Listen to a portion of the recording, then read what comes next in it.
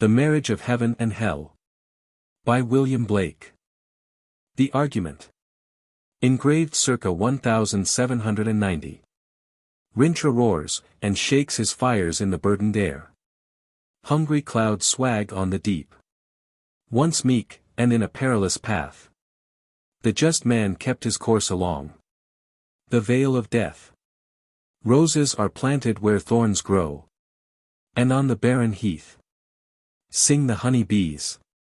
Then the perilous path was planted, and a river and a spring, on every cliff and tomb, and on the bleached bones, red clay brought forth, till the villain left the paths of ease, to walk in perilous paths, and drive the just man into barren climes. Now the sneaking serpent walks in mild humility, and the just man rages in the wilds, where lions roam. Rintrah roars, and shakes his fires in the burdened air. Hungry clouds swag on the deep. As a new heaven is begun, and it is now 33 years since its advent, the eternal hell revives. And lo!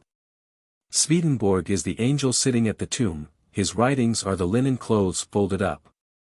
Now is the dominion of Edom, and the return of Adam into paradise. See Isaiah 31v and 35 chap. Without contraries is no progression.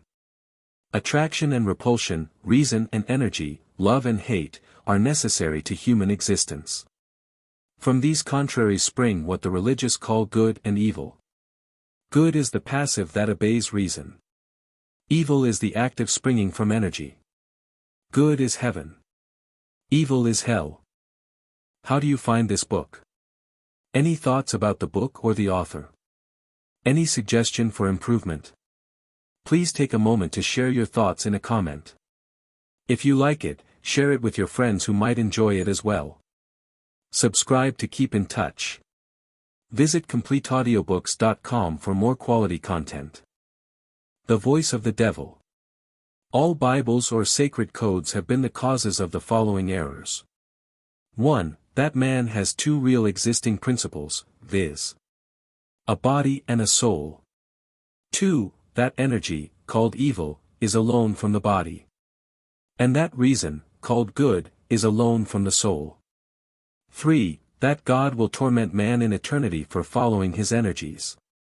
But the following contraries to these are true. 1. Man has no body distinct from his soul. For that called body is a portion of soul discerned by the five senses, the chief inlets of soul in this age. 2. Energy is the only life, and is from the body, and reason is the bound or outward circumference of energy. 3. Energy is eternal delight. Those who restrain desire, do so because theirs is weak enough to be restrained, and the restrainer or reason usurps its place and governs the unwilling. And being restrained, it by degrees becomes passive, till it is only the shadow of desire. The history of this is written in Paradise Lost, and the governor or reason is called Messiah. And the original archangel, or possessor of the command of the heavenly host, is called the devil or Satan, and his children are called sin and death. But in the book of Job, Milton's Messiah is called Satan. For this history has been adopted by both parties. It indeed appeared to reason as if desire was cast out, but the devil's account is, that the Messiah fell, and formed a heaven of what he stole from the abyss. This is shown in the Gospel, where he prays to the Father to send the Comforter, or desire, that reason may have ideas to build on, the Jehovah of the Bible being no other than he who dwells in flaming fire. Know that after Christ's death, he became Jehovah. But in Milton, the Father is destiny, the Son a ratio of the five senses, and the Holy Ghost vacuum. Note. The reason Milton wrote in fetters when he wrote of angels and God, and at liberty when of devils and hell, is because he was a true poet, and of the devil's party without knowing it. A memorable fancy, 1. As I was walking among the fires of hell, delighted with the enjoyments of genius, which to angels look like torment and insanity, I collected some of their proverbs. Thinking that as the sayings used in a nation mark its character, so the Proverbs of Hell show the nature of infernal wisdom better than any description of buildings or garments. When I came home, on the abyss of the five senses, where a flat-sided steep frowns over the present world, I saw a mighty devil, folded in black clouds, hovering on the sides of the rock. With corroding fires he wrote the following sentence now perceived by the minds of men, and read by them on earth. How do you know but every bird that cuts the airy way is an immense world of delight, closed by your senses five? Proverbs of Hell. In seed time learn, in harvest teach, in winter enjoy. Drive your cart and your plough over the bones of the dead. The road of excess leads to the palace of wisdom. Prudence is a rich, ugly old maid courted by incapacity. He who desires but acts not, breeds pestilence. The cut worm forgives the plough. Dip him in the river who loves water. A fool sees not the same tree that a wise man sees. He whose face gives no light, shall never become a star. Eternity is in love with the productions of time. The busy bee has no time for sorrow. The hours of folly are measured by the clock, but of wisdom, no clock can measure. All wholesome food is caught without a net or a trap. Bring out number, weight, and measure in a year of dearth. No bird soars too high, if he soars with his own wings. A dead body revenges not injuries. The most sublime act is to set another before you. If the fool would persist in its folly he would become wise. Folly is the cloak of knavery. Shame is pride's cloak. Prisons are built with stones of law, brothels with bricks of religion. The pride of the peacock is the glory of God. The lust of the goat is the bounty of God. The wrath of the lion is the wisdom of God. The nakedness of woman is the work of God. Excess of sorrow laughs. Excess of joy weeps. The roaring of lions, the howling of wolves, the raging of the stormy sea, and the destructive sword are portions of eternity too great for the eye of man. The fox condemns the trap, not himself. Joys impregnate. Sorrows bring forth. Let man wear the fell of the lion, woman the fleece of the sheep. The bird a nest, the spider a web, man friendship. The selfish, smiling fool, and the sullen, frowning fool shall be both thought wise, that they may be a rod. What is now proved was once only imagined. The rat, the mouse, the fox, the rabbit watch the roots, the lion, the tiger, the horse, the elephant watch the fruits. The cistern contains, the fountain overflows. One thought fills immensity. Always be ready to speak your mind, and a base man will avoid you. Everything possible to be believed is an image of truth. The eagle never lost so much time as when he submitted to learn of the crow. The fox provides for himself. But God provides for the lion. Think in the morning. Act in the noon. Eat in the evening. Sleep in the night. He who has suffered you to impose on him, knows you. As the plough follows words, so God rewards prayers. The tigers of wrath are wiser than the horses of instruction. Expect poison from the standing water. You never know what is enough unless you know what is more than enough. Listen to the fool's reproach. It is a kingly title. The eyes of fire, the nostrils of air, the mouth of water, the beard of earth. The weak in courage is strong in cunning. The apple tree never asks the beech how he shall grow, nor the lion, the horse, how he shall take his prey. The thankful receiver bears a plentiful harvest. If others had not been foolish, we should be so. The soul of sweet delight can never be defilled. When thou sayest an eagle, thou sayest a portion of genius, lift up thy head. As the caterpillar chooses the fairest leaves to lay her eggs on, so the priest lays his curse on the fairest joys. To create a little flower is the labor of ages. Damn braces. Bless relaxes. The best wine is the oldest, the best water the newest. Prayers plough not. Praises reap not. Joys laugh not. Sorrows weep not.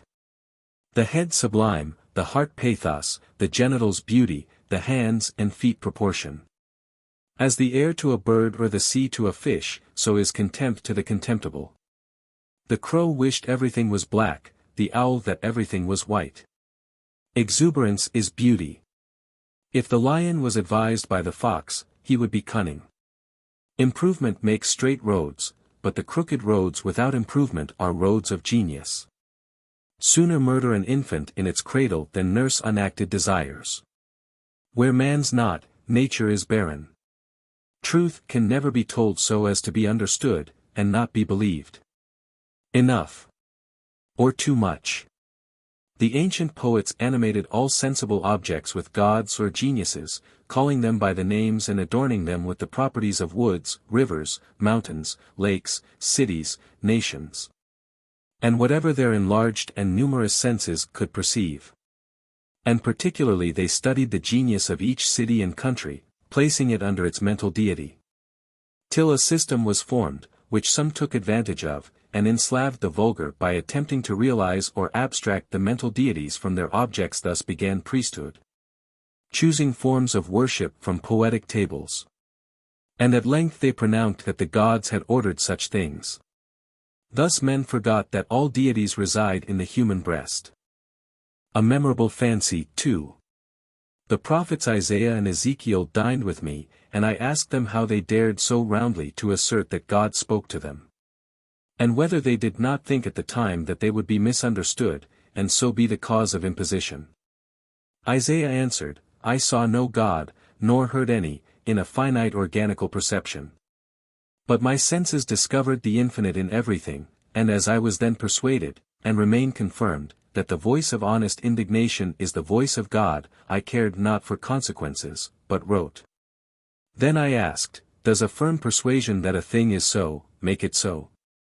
He replied, all poets believe that it does, and in ages of imagination this firm persuasion removed mountains, but many are not capable of a firm persuasion of anything. Then Ezekiel said, the philosophy of the East taught the first principles of human perception. Some nations held one principle for the origin, and some another. We of Israel taught that the poetic genius, as you now call it, was the first principle and all the others merely derivative. Which was the cause of our despising the priests and philosophers of other countries, and prophesying that all gods would at last be proved to originate in ours and to be the tributaries of the poetic genius. It was this that our great poet, King David, desired so fervently and invoked so pathetically, saying by this he conquers enemies and governs kingdoms. And we so loved our God, that we cursed in his name all the deities of surrounding nations, and asserted that they had rebelled. From these opinions the vulgar came to think that all nations would at last be subject to the Jews. This, said he, like all firm persuasions, is come to pass, for all nations believe the Jews' code and worship the Jews' God, and what greater subjection can be?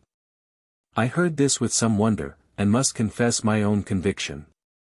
After dinner I asked Isaiah to favor the world with his lost works. He said none of equal value was lost. Ezekiel said the same of his. I also asked Isaiah what made him go naked and barefoot 3 years. He answered, the same that made our friend Diogenes, the Grecian. I then asked Ezekiel why he ate dung, and lay so long on his right and left side. He answered, the desire of raising other men into a perception of the infinite, this the North American tribes practice, and is he honest who resists his genius or conscience only for the sake of present ease or gratification? The ancient tradition that the world will be consumed in fire at the end of 6,000 years is true, as I have heard from hell. For the cherub with his flaming sword is hereby commanded to leave his guard at Tree of Life. And when he does, the whole creation will be consumed and appear infinite and holy, whereas it now appears finite and corrupt. This will come to pass by an improvement of sensual enjoyment. But first the notion that man has a body distinct from his soul is to be expunged. This I shall do by printing in the infernal method, by corrosives, which in hell are salutary and medicinal, melting apparent surfaces away, and displaying the infinite which was hid. If the doors of perception were cleansed everything would appear to man as it is, infinite. For man has closed himself up till he sees all things through narrow chinks of his cavern. A memorable fancy. 3. I was in a printing house in hell, and saw the method in which knowledge is transmitted from generation to generation. In the first chamber was a dragon man, clearing away the rubbish from a cave's mouth. Within, a number of dragons were hollowing the cave.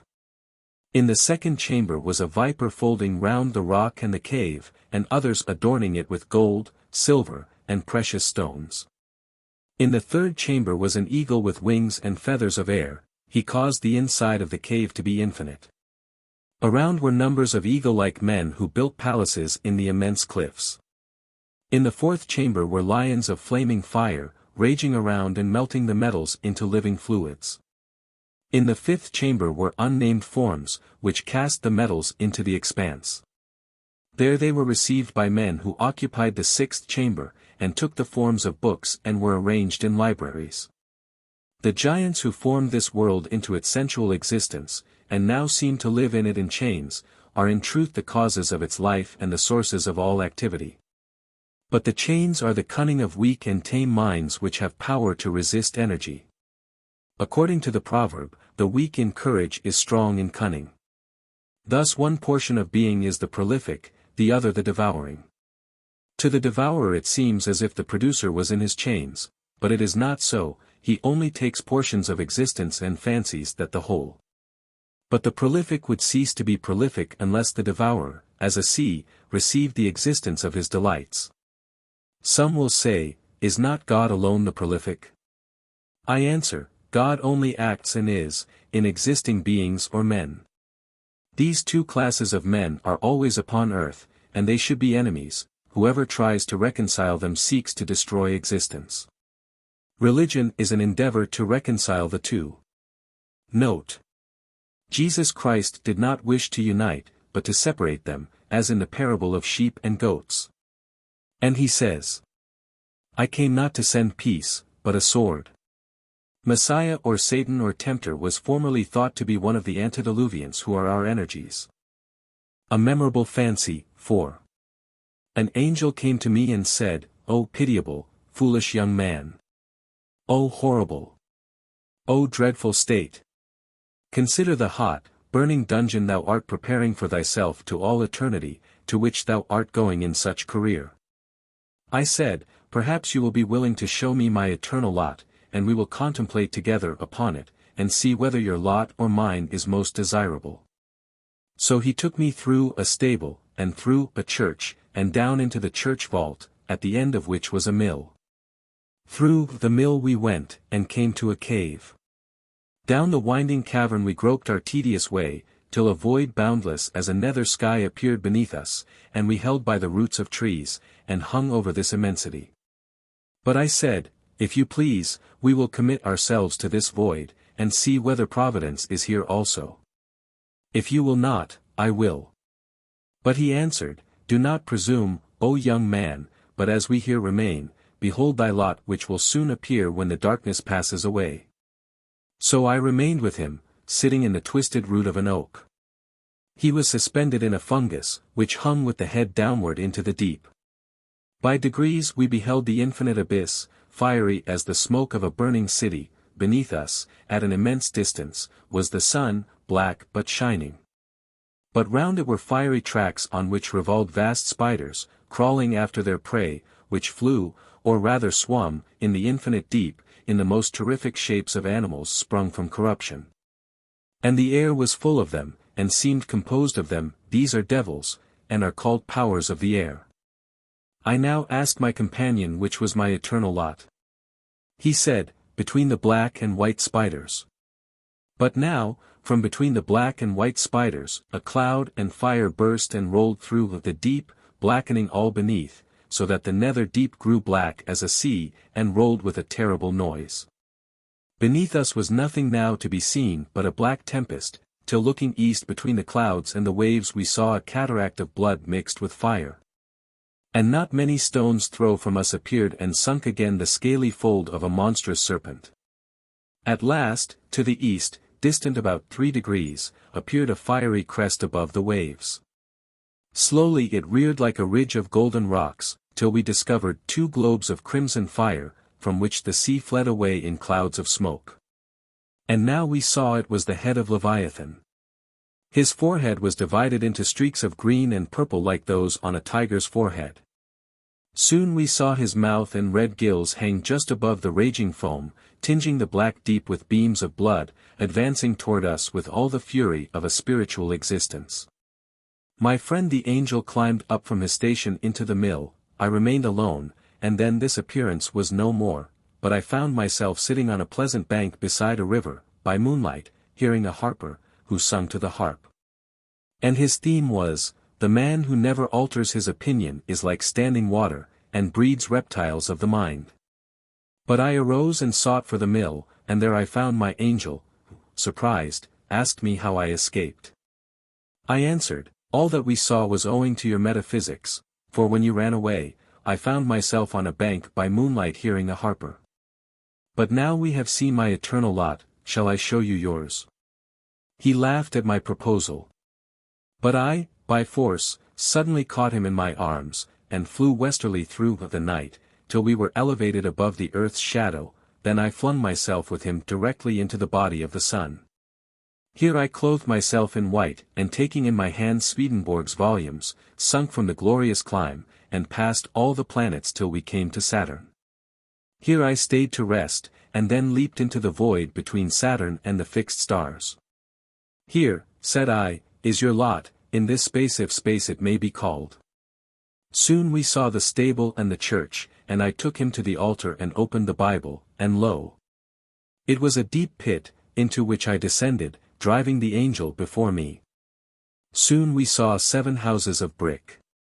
One we entered, in it were a number of monkeys, baboons, and all of that species, chained by the middle, grinning and snatching at one another, but withheld by the shortness of their chains. However, I saw that they sometimes grew numerous, and then the weak were caught by the strong, and with a grinning aspect, first coupled with, and then devoured, by plucking off first one limb and then another, till the body was left a helpless trunk. This, after grinning and kissing it with seeming fondness, they devoured too, and here and there I saw one savorily picking the flesh off of his own tail. As the stench terribly annoyed us both, we went into the mill, and I in my hand brought the skeleton of a body, which in the mill was Aristotle's Analytics. So the angel said, "Thy fantasy has imposed upon me, and thou oughtest to be ashamed." I answered, "We impose on one another, and it is but lost time to converse with you whose works are only analytics. I have always found that angels have the vanity to speak of themselves as the only wise.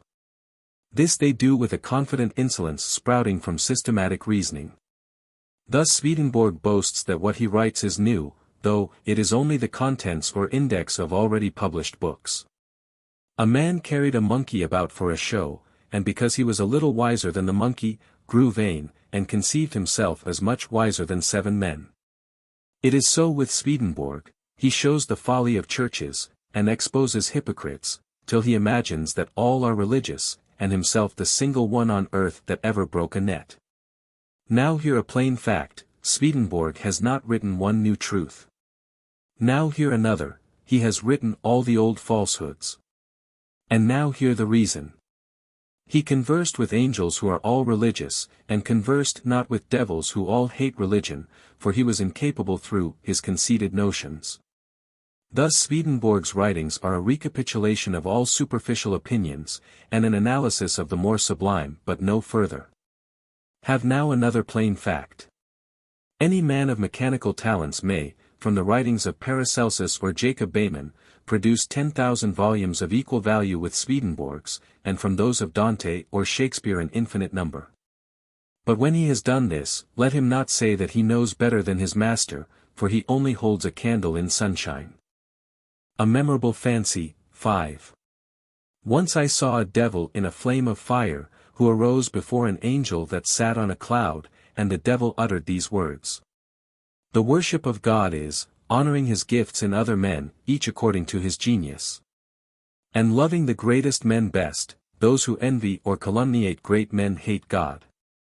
For there is no other God.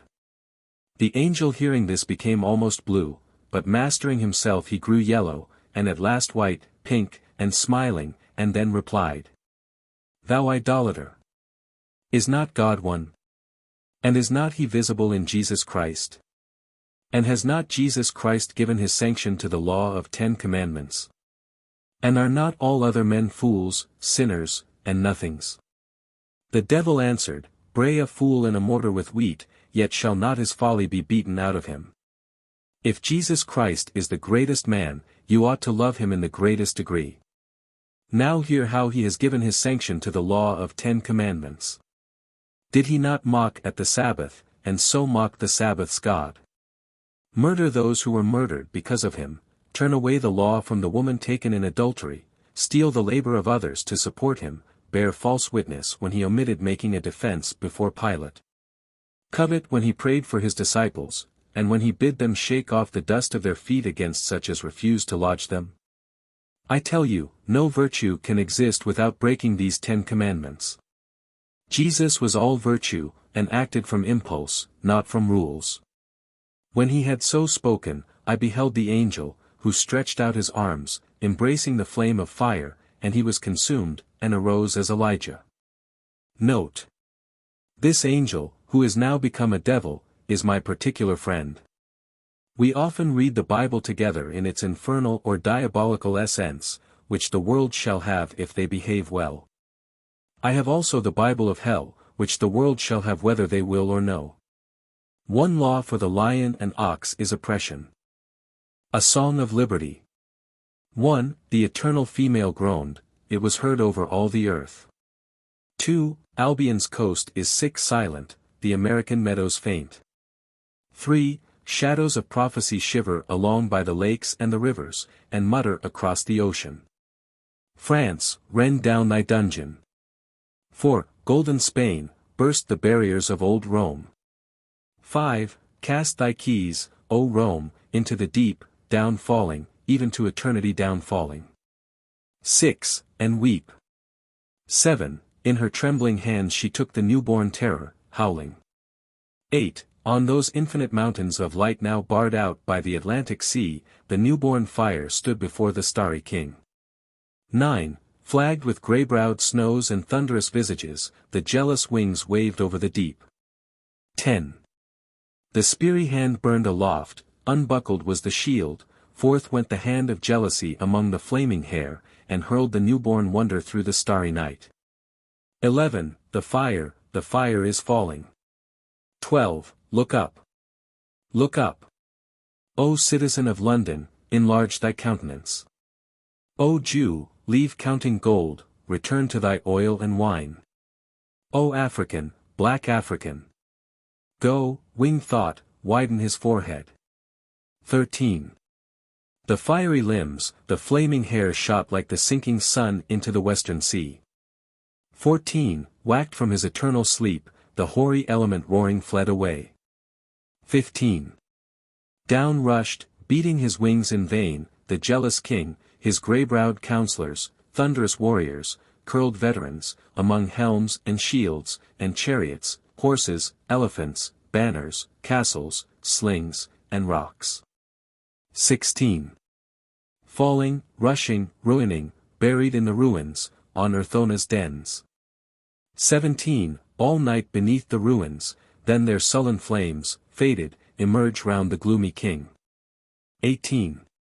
With thunder and fire, leading his starry hosts through the waste wilderness, he promulgates his 10 commandments, glancing his beamy eyelids over the deep in dark dismay. 19. Where the son of fire in his eastern cloud, while the morning plumes her golden breast. 20. Spurning the clouds written with curses, stamps the stony law to dust, loosing the eternal horses from the dens of night, crying, Empire is no more. And now the lion and wolf shall cease. Chorus. Let the priests of the raven of dawn, no longer in deadly black, with hoarse note curse the sons of joy. Nor his accepted brethren whom, tyrant, he calls free, lay the bound or build the roof. Nor pale religious lechery call that virginity that wishes, but acts not. For everything that lives is holy.